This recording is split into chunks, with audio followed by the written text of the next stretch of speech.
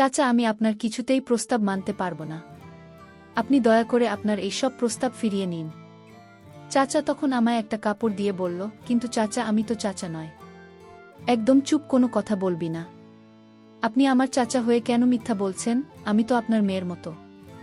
চাচা তখন আমায় এমন একটি কথা বলেছিল, সেটা শোনার পর আমার সারা শরীর ঠান্ডা হয়ে গিয়েছিল। বাকি ঘটনাটি গল্পতেই বলছি। হ্যালো বন্ধুরা, কেমন আছো তোমরা সবাই? আমি তোমাদের সবার প্রিয় ঈশিতা আপু, তোমাদের জন্য নিয়ে এলাম একটা নতুন গল্প। আজকের গল্পটা শুনলে তোমাদের 100% হাত নাড়াতে হবে। প্রতিদিন নিয়মিত গোপাগপির গল্প পাওয়ার জন্য আর আমার সাথে কথা বলতে চাইলে আমার চ্যানেলটি সাবস্ক্রাইব করে নোটিফিকেশন বেলটি অল করে রাখুন। তো গল্পটি শুরু করা যাক। ছোট্ট একটা গ্রামে ঘুরে ঘুরে থাকত ললিতা আর তার মা আনারকলি। ললিতার বাবা নেই। ছোটবেলা থেকে তার মা আনারকলির মুখে শুনে এসেছে তার বাবা মারা গেছে। ললিতা কখনো তার বাবাকে দেখেনি। তার বাবা কেমন দেখতে ছিল সেটাও জানে না, শুধু নাম শুনেছে। আর কোনো ভাইবোন নেই। ললিতার খুব ভালো দিন যাচ্ছিল মা মেয়ে। সারাদিন আনারকলি মেম্বার বাড়িতে কাজ করল, আর সন্ধ্যা হলেই ফিরে আসত তার ছোট্ট কুড়ে ঘরতে। রোজ রোজ ললিতা রাস্তার পাশে দাঁড়িয়ে অপেক্ষা করত মায়ের জন্য। তারপর যখন আনারকলিকে দেখতে পেত, তখন মিষ্টি একটা হাসি দিয়ে মাকে শক্ত করে জড়িয়ে ধরত। এরপর খেয়ে দিয়ে ঘুমিয়ে পড়ত। আবার সকালে আনারকলি উঠে রান্নাবান্না শেষ করে মেয়ের জন্য খাবার রেডি করে চলে যেত। ললিতা পড়াশোনায় খুব ভাল ছিল, কারণ তারও খুব ইচ্ছে মায়ের স্বপ্ন পূরণ করা। এবার এসএসসি পরীক্ষা দেবে ললিতা, কিন্তু এর মধ্যে মা চলে গেল। এখন কোথায় থাকবে, কি করবে, আরও কি পড়াশোনা করতে পারবে ললিতা? হেঁচকি তুলে কাঁদছে ললিতা। এখানে আমি ছোট বড় অনেকে উপস্থিত রয়েছে। বাড়ির উঠোনে ঠান্ডা মাটির উপর শুধু একটা পাতলা চাদর বিছিয়ে শুয়ে রেখেছে আনারকলিকে। ললিতা একবার মাথার কাছে গিয়ে কাছে, আবার পায়ের কাছে গিয়ে পা গরম করার জন্য মালিশ করছে। ললিতা এমন অবস্থা দেখে মধ্যবয়স্ক একজন লোক ললিতার পাশে গিয়ে বসল। স্নেহের হাত ললিতার মাথায় রেখে বলল, কান্দিস না মা, নিজেকে শান্ত করো। এতকালে তোর মায়ের আরও অশান্তি হইব। আর কাঁদিস না, মায়ের জন্য 2 হাত তুলে দোয়া কর যাতে সে পরপারে ভালো থাকে। লোকটার কথা শুনে মাথা তুলে চাইল ললিতা। আরও যেন কান্না বেড়ে গেল তার। এবার গলা ছেড়ে কাঁদতে কাঁদতে ললিতা বলল, উচ্চাসা গো, আমায় আপন বলতে আর কেউ থাকল না পৃথিবীতে। আমি এখন কার কাছে যাব? কষ্ট পেলে কার কাছে বলবো? কি আমাকে আদর করবে? কে আমাকে শাসন করবে? কার কোলে মাথা রেখে ঘুমাব? আমার তো সব কিছু শেষ হয়ে গেল চাচা। চিন্তা করিস না ললিতা, আল্লাহ একটা ব্যবস্থা ঠিকই কইরা দিব দেশ। তুইও এখানে থাকা বেশি দেরি করা যাবে না, তাড়াতাড়ি মাটি দিয়ে ফেলা লাগবে। না চাচা, আমি আমার মাকে ছাড়া থাকতে পারবো না। আমার মা এভাবেই আমার কাছে থাকবে, তোমরা চলে যাও চাচা।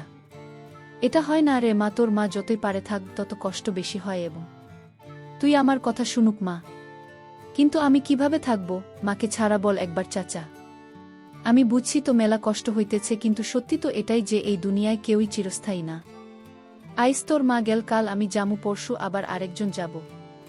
এমনি দুনিয়া চলে। তুই আমার সাথে আমার বাড়িতে থাকবি এখন থেইকা। আমার পোলাপানদের সাথে থাকবি।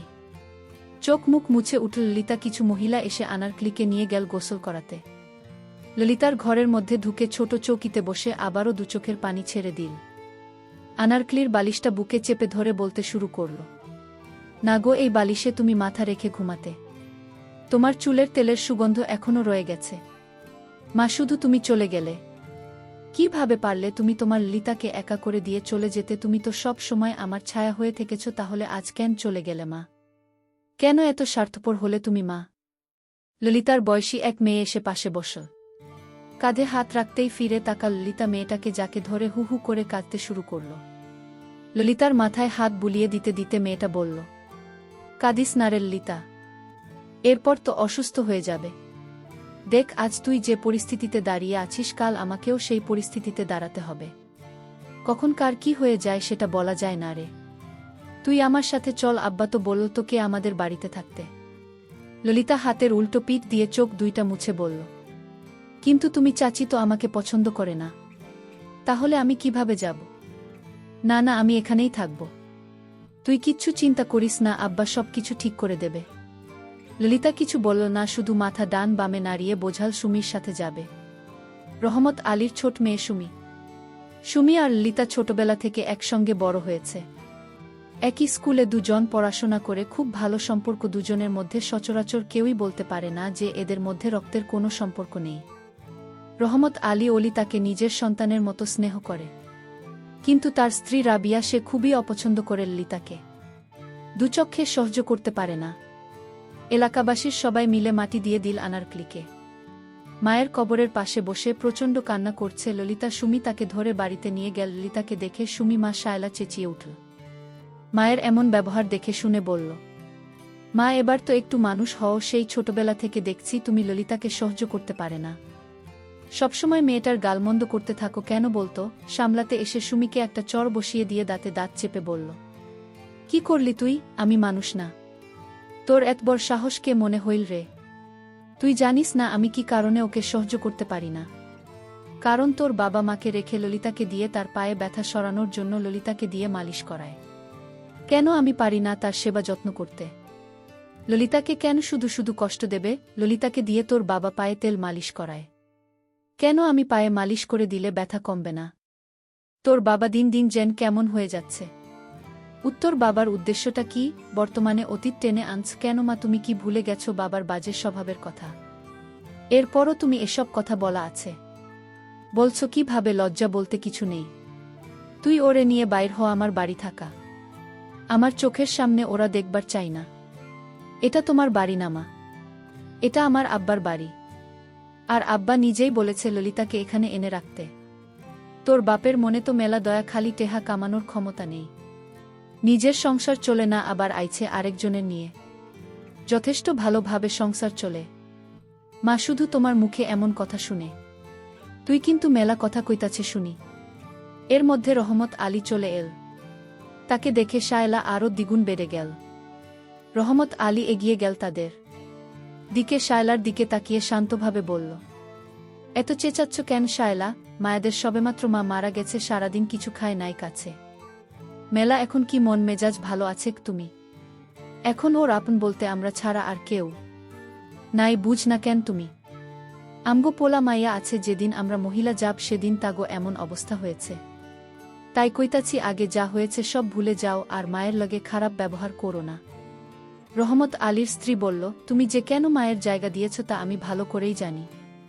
তোমার উদ্দেশ্য ভালো না। রহমত আলী শাহের কথায় কান না দিয়ে সুমির দিকে তাকিয়ে বলল, তুমি ওরে নিয়া ঘরে জামায়াতের সারাদিন না খাইয়েছিল, কিছু খাইতে যা। ঠিক আছে আব্বা।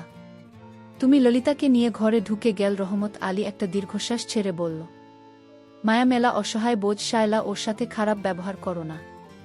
কয়েকটা দিন বাদে ওর পরীক্ষা, এমন কিছু করিও না। পরীক্ষা শেষ হলে দেহে ভালো পোলা দেখাবি না দিদি মনি। শায়লা বলল, তুমি এই মায়ের বিয়ে দেওয়া লাগবে না, তুমি নিজেই ওকে ঘরে রেখে দাও, তোমার রক্ষিতা করে। এই কথা বলতে শায়লাকে একটা চড় মেরে বসল। শালা বলল, কি করলে তুমি? যেখানে আমগো নিজের মায়া গুড়িয়ে দেব আর পারতাছি না কে? হ্যাঁ, পয়সা নেই, এখন আবার অরণ্যের মায়াবী আবার চাও তুমি? যা ইচ্ছে তাই করো তুমি, কিন্তু ওই মায়া পরীক্ষা পর্যন্ত এই বাড়িতে থাকবার পারব, এরপর আর না, মনে রেখো। কথাগুলো বলে শালা চলে গেল। তারপর রহমত আলীর মাথায় ব্যথা, তাই লতাকে বল, ললিতা আমার মাথা ব্যথা করছে, আমার কপালটা একটু মালিশ করে তো মা। ললিতা চাচার কাছে এসে বসল। ললিতা চাচার মাথায় মালিশ করতে করতে বলল, চাচা আমি তোমার সেবা যত গলায় চাচি তা সহ্য করতে পারে না। চাচা তখন বলল, তোর চাচির মতো মেয়েকে বিয়ে করে আমি অনেক ভুল করেছি। তোর চাচি তো কে দেখতে পারে না। আমি তো চাই তোকে আমার মেয়ের মতো লালন পালন করি, কিন্তু তোর চাচ্ছি এটা চাই না। আমিও বলে দিয়েছি তুমি চলে গেলে চলে যাও, কিন্তু ললিতা আমার বাড়িতে থাকবে, এটাই আমার শেষ কথা। আজ আকাশের অবস্থা তেমন একটা ভালো না। ললিতা তার রুমে শুতে গেল, কিন্তু ললিতার চোখে কিছুতেই ঘুম আসছে না। ঘুমাতে চেষ্টা করে তাও ঘুম আসছে না। ললিতা ভয় লাগছিল, কারণ সে মাকে ছাড়া ঘুম আসত না। মা তাকে ঘুম পাড়িয়ে দিত। হঠাৎ চাচা আমার রুমে আসলো আর বলল, কি রে মা, তুই এখনো ঘুম আসেনি? না চাচা, আমার ঘুম আসছে না। চাচা তখন বলল, আমি জানি তোর মা তোকে ঘুম পাড়িয়ে দিত। আর চলিতা, তুই তো আমার মেয়ের মতো কিছু মনে না করলে আমি তো রুমে থাকি, কারণ তোর মা মারা যাওয়ার পর থেকে লক্ষ্য করছি তুই অনেক ভয় পাচ্ছিস। তাই আজ আমি তোর সাথে থাকি। আমি বলেছিলাম চাচা আমার বাবা যখন বেঁচে ছিল তখন আমার বাবা আমার পাশে শুয়ে আমাকে ঘুম পাড়িয়ে দিত, কিন্তু আজ আমার বাবা মা কেহ নাই, আমি একা হয়ে গেছি চাচা। এই বলে ললিতা আবার কান্না শুরু করে দিল। আমি বললাম, কাঁদছিস নামায়, আজ আমি তোকে ঘুম পাড়িয়ে দিত বাবার মতো। আমিও না করলাম না।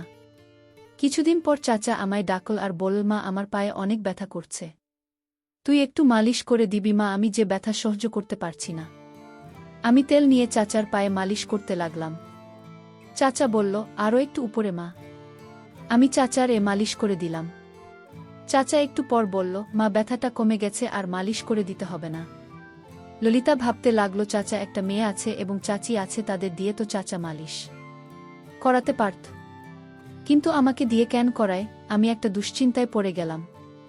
চাচাকে আমি সন্দেহ হতে লাগল। মনের ভিতর ভয় কাজ করছিল। চাচা মনের ভিতর কি অন্য কোনো উদ্দেশ্য আছে? হঠাৎ আমার এসসি পরীক্ষার সময় এসে গেছে। চাচাকে বললাম, চাচা আমার তো ৩,০০০ টাকার দরকার, পরীক্ষা দিতে গেলে লাগবে। চাচার আসল রূপটা আমি তখনই দেখতে পাই। চাচা আমাকে বলেছিল আমায় একটা কথা লাগবে। মা, আমি বলেছিলাম, কি কথা? চাচা তখন আমায় যে প্রস্তাব দিয়েছিল তা শুনে আমার কলিজাটা কেঁপে উঠল। চাচা আমায় বলল, মা আমি তো ভালোর জন্যই প্রস্তাবটি দিয়েছি। আমি বলেছিলাম, চাচা আপনি আমায় যে প্রস্তাব দিয়েছেন সেটা আমি মেনে নিতে পারব না। আমাকে যে প্রস্তাবটি চাচা দিয়েছিল তা আমি আপনাদের বলবো, আপনার গল্পটি শুনতে থাকেন। চাচা এমন প্রস্তাব আমায় দিতে পারে তা আমি কল্পনাও করতে পারি না। আমি ভেবেছিলাম চাচা আমায় নিজের মেয়ের মতো দেখেন, কিন্তু আমি যা ভেবেছি তা সম্পূর্ণ মিথ্যা। আমার কাছে এমনটি মনে হয়েছিল, কারণ চাচার উদ্দেশ্য ভালো ছিল না। বলতে ভুলে গিয়েছিলাম, না বেঁচে থাকতে আমি একদিন অসুস্থ হয়েছিলাম। ডাক্তার বলেছিলেন, আপনার মেয়েকে বাঁচাতে হলো ৩ লাখ টাকা কাউন্টারে জমা দিন, নইলে আপনার মেয়েকে বাঁচানো যাবে না। আমার মা আমাকে বাঁচাতে এত টাকা কোথায় পাবেন, কারণ তখন আমার বাবা বেঁচে ছিল না। আমার মা টাকার জন্য আমার চাচার কাছে গেলেন, কিন্তু আমার চাচা টাকা দিলেন ঠিকই, কিন্তু একটা শর্ত দিয়েছিলেন। শর্তটা এমন ছিল যে চাচা বলেছিল, মাকে আপনার মেয়েকে আমরা যা আদেশ করব তাই পালন করতে হবে। কিন্তু মা তো জানত না এমন একটা প্রস্তাব আমাকে দেবে। না ভেবেছিল চাচা আমার ভালোই চায়। চাচা ৩ লাখ টাকা দিলেই শর্ত দিয়ে তারপর আমার চিকিৎসা হয়, আমি বেঁচে যাই। কিন্তু চাচা আমাকে বললেন, ললিতা তুই হয়তো এটা মনে মনে ভেবেছিস যে চাচা আমাকে দিয়ে কেন পায়ে ব্যথা সরানোর জন্য মালিশ করায়। আমার স্ত্রী আমার পায়ে মালিশ করলে ব্যথা কমতো না, ব্যথাটা আরও দ্বিগুণ বেড়ে যেত, আর তাই তাকে দিয়ে কখনো মালিশ করাতে চাই না মা। আর 2 পায়ে মালিশ করার সাথে সাথে আমার পায়ে ব্যথা কমে যেত, আর তাই তো কে দিয়ে পায়ে মালিশ করায়। যাই হোক, চাচা আমাকে যে প্রস্তাব দিয়েছিল সেই প্রস্তাব তা হল একটা মধ্যবয়স্ক লোকের সাথে আমার বিয়ে ঠিক করে ফেলেছে। লোকটি আরও একটি স্ত্রী আছে, ছেলে মেয়ে আছে, আর সেই লোকটির সাথে চাচা আমার বিয়ে ঠিক করল। আমায় যখন চাচা এই প্রস্তাবটি দিয়েছিল তখন আমি কেঁদে কেঁদে বলেছিলাম, চাচা আপনিই বড় লোকের হাতে আমাকে তুলে দিন না, আমার জীবনটা শেষ করে দিলেন না। আমি চাচাকে অনুরোধ করেছিলাম। চাচা বলল যে এছাড়া তো আমার আর কোনো উপায় ছিল না। এই লোকটিকে এই তো বিয়ে করতে হবে মা, কারণ ওই লোকের টাকা পয়সার কোনো অভাব নেই, শুধু ঘরে আরেকটি স্ত্রী আছে। মানুষ কি সতীনের ঘর করতে না মা? তুই আর না করিস না, তুই রাজি হয়ে যা। আমি বলেছিলাম, চাচা এ বিয়ে আমি করতে পারবো না। চাচা এমন একটা কথা বলল, আমি তো শুনে আমার সারা শরীর ঠান্ডা হয়ে গেল। আমি স্তব্ধ হয়ে গেলাম, আমার মুখে দিয়ে কোনো কথা বের হচ্ছে না। চাচা আমায় বলল, তোর চিকিৎসার খরচ লোকটি দিয়েছিল, তার বিনিময়ে সে চেয়েছিল তোকে বিয়ে করবে। আমরা কোথাও থাকা খুঁজে পাচ্ছিলাম না। আর এদিকে ডাক্তার বলল 24 ঘন্টার মধ্যে টাকা না দিতে পারলে তাকে বাঁচানো যাবে না। আর তাই বাধ্য হয়ে আমরা তার কাছ থেকে টাকা নিয়েছিলাম। এখন বোমা, এটা কি আমার অন্যায় হয়েছিল? এটা করার জন্য যদি আমার কোনো অন্যায় হয়ে থাকে তাহলে আমায় ক্ষমা করে দিস না। আমি তখন কান্না গলায় বললাম, আমাকে কেন সেদিন বাঁচিয়েছিল, আমি মরে গেলে ভালো হতো। কিছুদিন পর চাচা পঙ্গু হয়ে গেল পায়ের সমস্যার জন্য। আমিও চাচাকে আর কষ্ট দিতে চাই না, আর তাই ওই লোকটিকে বিয়ে করার জন্য রাজি হয়ে গেলাম। আমার বাকি জীবনটা এভাবেই কেটে গেল। প্রিয় বন্ধুরা, গল্পটি ভালো লাগলে অবশ্যই কমেন্ট করে জানাবেন। আর নিয়মিত এমন আলাদা স্বাদের গল্প শুনতে ভিডিওটিতে লাইক এবং চ্যানেলটিকে সাবস্ক্রাইব করে সাথেই থাকুন। আর হ্যাঁ, নোটিফিকেশন বেলটি অল করে রাখবেন, যাতে পরবর্তী গল্প সবার প্রথমে আপনাদের কাছে পৌঁছে যায়। ধন্যবাদ বন্ধুরা, ধন্যবাদ সবাইকে।